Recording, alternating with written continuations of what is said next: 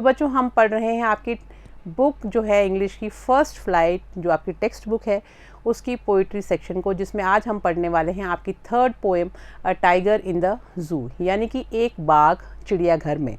इस पोएम में कॉन्ट्रास्ट बताया गया है कि जब एक बाघ जंगल में होता है तब वो किस तरह का फील करता है, और जब वो एक पिंजरे में कैद हो जाता है, जब वो चिड़ियाघर में होता है, उस समय उसको कैसा महसूस होता है। तो दोनों स्थितियां जो हैं वो आपको पैराग्राफ पढ़ते ही समझ में आ जाएंगी।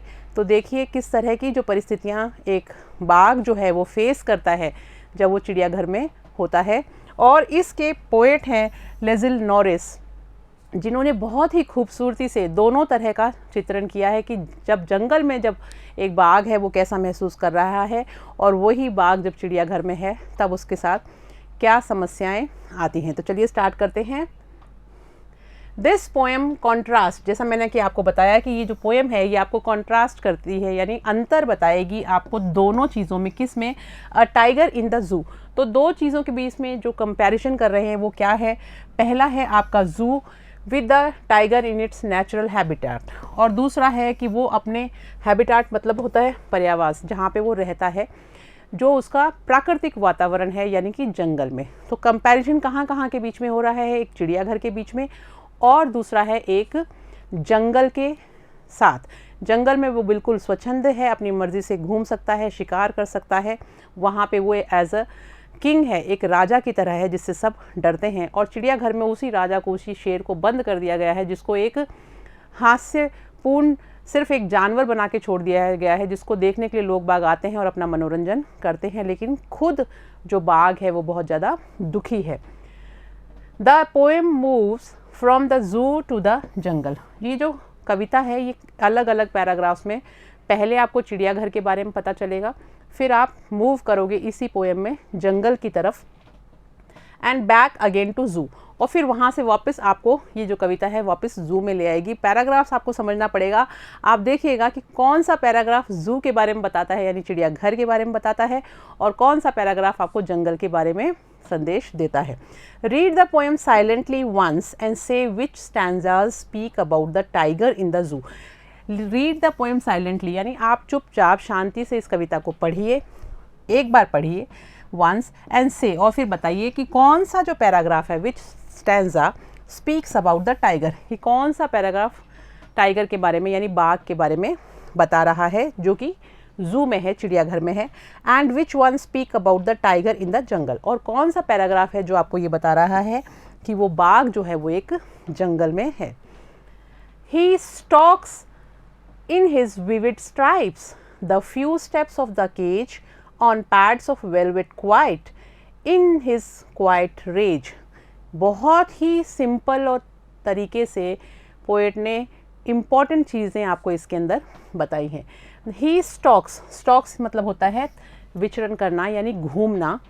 In his vivid stripes, vivid मतलब होता है बहुत ही ज़्यादा चमकीली, और स्ट्राइप्स का मतलब होता है रंगीन धारियाँ। बहुत ही चमकीली रंगीन धारियाँ उसके शरीर के ऊपर है। विविड का मतलब होता है बहुत ज़्यादा चमकीली, और स्ट्राइप्स का मतलब होता है धारियाँ। बहुत चमकीली धारियाँ उस जानवर के शरीर के ऊपर हैं, स्टॉक्स, और वो घूम रहा है, विचरण कर रहा है। The few steps of the cage, और कहाँ विचरण कर रहा है? कुछ ही कदम उस पिंजरे के अंदर वो घूम रहा है। केज का मतलब होता है पिंजरा। फ्यू स्टेप्स यानी कुछ कदम ही उस पिंजरे के अंदर वो घूम रहा है। On pads of velvet quite, pads का मतलब होता है, जो आपने देखा होगा जो बाघ होता है उसका जो पाँव होता है वो बहुत गद्देदार होता है, उसको पैड्स बोलते हैं। ऑफ वेलवेट क्वाइट, वेलवेट का मतलब होता है मखमल की तरह, बिल्कुल मखमल की तरह उसके गद्देदार जो पाँव हैं, उनके साथ बहुत शांति से वो अपने सेल में, यानी वो जो कोठरी है, जो पिंजरा है, आप कुछ भी कह सकते हैं, उसके अंदर एक जगह से दूसरी तरफ जब वो उस पर चल रहा है, तो उसके जो स्टेप्स हैं, इन हिज क्वाइट रेज, और अब चल तो वो रहा है, चहलकदमी कर रहा है अपने पिंजरे के अंदर। In his quiet rage, quiet यानी बहुत ही शांत, और रेज का मतलब होता है गुस्सा, यानी वो दिख तो बहुत शांत रहा है लेकिन अंदर से उसमें बहुत ज़्यादा गुस्सा है। तो बच्चों कहने का मतलब ये है कि जब उस बाघ को आपने उस पिंजरे के अंदर देखा तो आपको ऐसा लगेगा कि वो धीरे धीरे अपने मखमली पैरों के साथ उसमें वॉक कर रहा है, घूम रहा है, चहलकदमी कर रहा है और वो चेहरे से शांत दिखाई दे रहा है। लेकिन वो मन से शांत नहीं है, उसके मन में बहुत ज़्यादा गुस्सा है, आक्रोश है। क्यों? क्योंकि उसको पिंजरे के अंदर बंद कर दिया गया है, जबकि वो बंद नहीं होना चाहिए, उसको खुले में रहना चाहिए। तो वो अपना गुस्सा उसके अंदर है। ही should B lurking in shadow. Lurking का मतलब होता है हमला करने के लिए पीछे से तैयार हो जाता है जब जानवर छिप के बैठा होता है। ही should B lurking in shadow. हो सकता है कि वो कहीं पर परछाई बन के छाया में छिपा हुआ हो। स्लाइडिंग थ्रू लॉन्ग ग्रास, और वो बड़ी बड़ी जो घास है उसके ऊपर से स्लाइड यानी वो फिसल के बाहर की तरफ आए। नियर द वाटर होल, और कहाँ पर आए?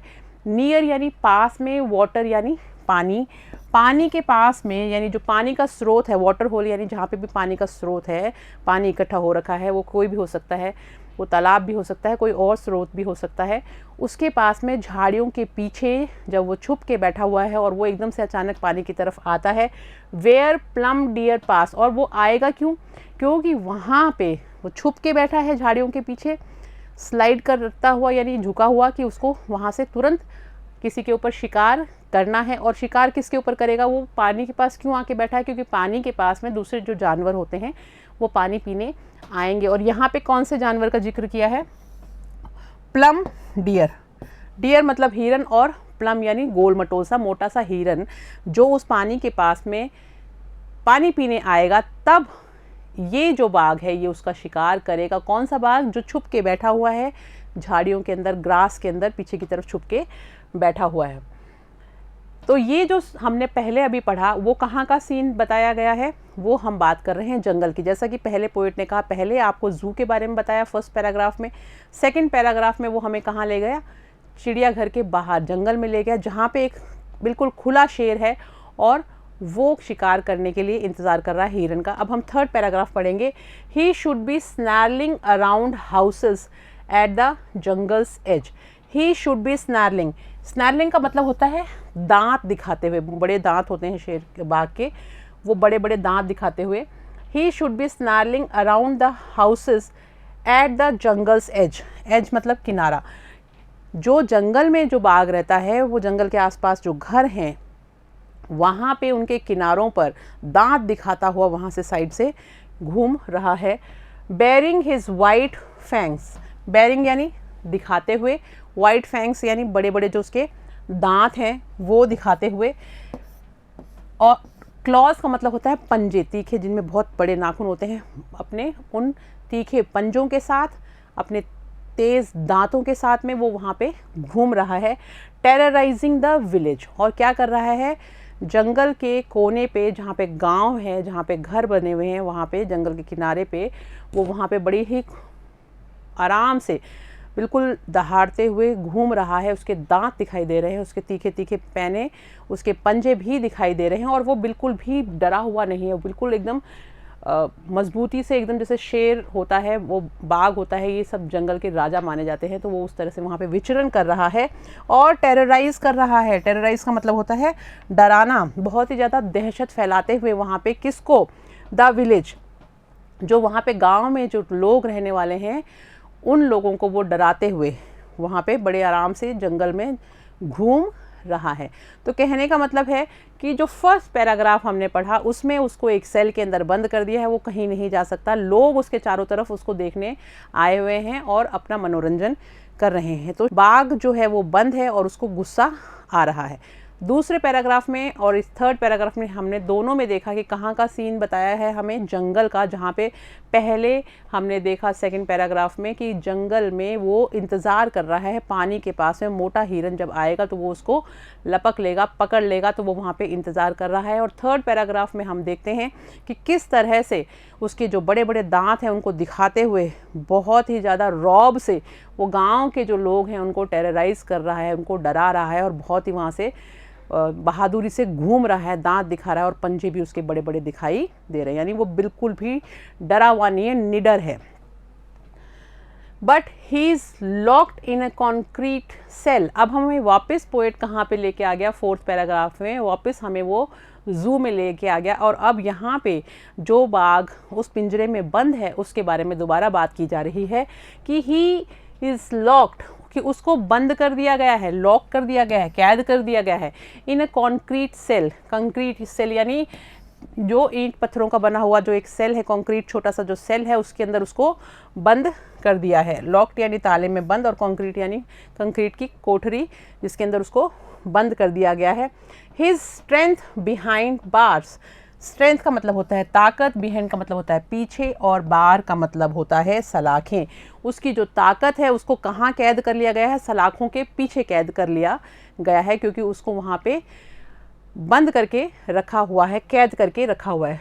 Stocking the length of his cage, stalking का मतलब होता है जो सिर्फ विचरण कर सकता है, सिर्फ घूम सकता है, लंबाई को ही नाप सकता है खाली उस पिंजरे की। केज यानी पिंजरा। अब उसकी ये हालत वहाँ पर हो गई है। Stalking the length of his cage. Ignoring visitors, ignoring का मतलब होता है उनको नज़रअंदाज कर रहा है। विजिटर्स यानी जो भी वहाँ पे लोग देखने आ रहे हैं उनकी उपेक्षा करते हुए उन विजिटर्स को यानी आगंतुक जो वहाँ पे हैं जो उसको देखने आए हैं उनकी वो उपेक्षा कर रहा है। उसका कोई मतलब नहीं है, वो देख ही नहीं रहा कि ये लोग मुझे क्यों देखने आए हैं, क्योंकि वो मन से बहुत ज़्यादा दुखी है। तो दोनों सिचुएशंस में देखिए, इस पैराग्राफ में हम ये देखते हैं कि वो लोगों को इग्नोर कर रहा है, उसे बिल्कुल पसंद नहीं है, मन से वो बहुत ज़्यादा दुखी है क्योंकि छोटी सी जगह पे वो सिर्फ थोड़ा सा चल सकता है और उसे कोई मतलब नहीं है लोगों से, लेकिन लोग वहाँ पे उसको देखने आ रहे हैं, सिर्फ लोगों का मनोरंजन हो रहा है। पर बाघ जो है वो बेचारा बहुत ज़्यादा दुखी है। इससे पहले वाले पैराग्राफ में हमने क्या देखा था? जो सेकेंड और थर्ड पैराग्राफ जो जंगल का दिखाया था उसमें हमने देखा था कि किस तरह से वो बहादुरी से अपनी मर्जी से शिकार करने के लिए रेडी है। और थर्ड पैराग्राफ में उसमें वो जो है वो टेरराइज कर रहा है, गांव के लोगों को टेरराइज कर रहा है, डरा रहा है कि भाई मेरी टेरिटरी में मत आ जाना। यानी वहाँ पे वो पूरा स्वच्छंद है, वहाँ पे वो पूरा राजा की तरह है और यहाँ पर उसको एक गुलाम की तरह कैद करके रखा हुआ है। उसकी जो शक्तियाँ हैं उनको बांध दिया गया है, जो चीज़ का वो हकदार है उससे उसको बिल्कुल अलग कर दिया गया है। तो ये बहुत ही गलत और दयनीय स्थिति है एक शेर के लिए। He hears the last voice at night, the patrolling cars, and stares with his brilliant eyes at the brilliant stars. यानी he hears the last voice. इसमें अगेन जू वाले बाघ की हम बात कर रहे हैं जहाँ पर कि वो आखिरी आवाज़ किसकी सुनता है? He hears the last voice. आखिरी आवाज़ जो वो रात में सुनता है वो किसकी है? पेट्रोलिंग कार्स, यानी वो जो गाड़ियाँ वहाँ पे गश्त लगाती हैं रात के समय, सिर्फ उनकी आवाज़ें उसको सुनाई देती है। And stairs with his brilliant eyes, और वो घूरता है अपनी चमकीली आंखों से किसको? उन पेट्रोलिंग लगाती हुई कारों को। एट द ब्रिलियंट स्टार्स, और जो तारे हैं, जो खूबसूरत चमकीले तारे हैं उनको भी वो देखता है। तो दो चीज़ों को वो यहाँ पे घूर रहा है, एक तो जो पेट्रोलिंग कार्स हैं जो वहाँ पे वो पेट्रोलिंग करते हैं यानी जो निगरानी रखते हैं गाड़ियाँ, उनको घूर रहा है, और दूसरी तरफ बताते हैं कि वो कहाँ घूर रहा है? वे चमकीले स्टार्स को घूर रहा है। तो इस तरह से दो तरह के वातावरण यहाँ पे हमें इस कविता में बताए गए हैं। तो बच्चों वैसे देखा जाए तो जो बाघ है वो जंगल का राजा है, उसको वहीं रहने देना चाहिए। उसको हम जो बंद कर देते हैं पिंजरों में, ये एक जानवर के लिए बहुत ही गलत है, क्योंकि जिस चीज़ का वो हकदार है उसको खुले में रहना चाहिए। वो शिकार करने का आदी है, वैसा उसको सिचुएशंस, परिस्थितियाँ देनी चाहिए। तो दोनों चीज़ों में कंपेयर किया गया है कि एक में वो कितना ज़्यादा दुखी है जिसमें उसको कैद कर लिया, क्योंकि कैद किसी भी तरह की होती है वो अच्छी नहीं होती, और एक में जहाँ पे वो स्वच्छंद है वहाँ पे वो अपनी मर्ज़ी से अपना मन का सब काम करता है, वहाँ पे वो जंगल का राजा है। तो दोनों परिस्थितियाँ हमने देखी इस चैप्टर के अंदर। आई होप ये चैप्टर आपको अच्छे से समझ में आ गया होगा। अब हम नेक्स्ट क्लास में करेंगे इसी चैप्टर के क्वेश्चन आंसर्स। तब तक आप लोग पढ़ते रहिए। Thank you.